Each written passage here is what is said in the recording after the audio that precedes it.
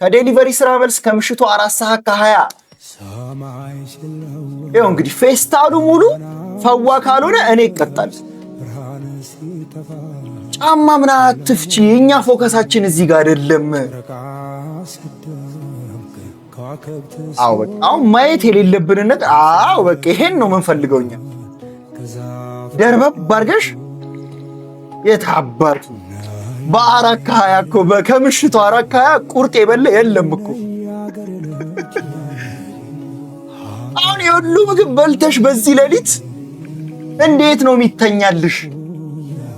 እርጎማ መስትናት እርጎ፣ ስጋ፣ እንቁላል ስማቸው ማላቃቸው ምናምን ነገሮች አልጋ ብቻ እኮ ነው የሌላቸው። በቃ የምግብ አይነት ግን ያቁበታል።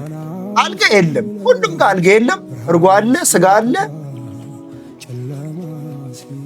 ይመችሽ። እኔ በቃኝ።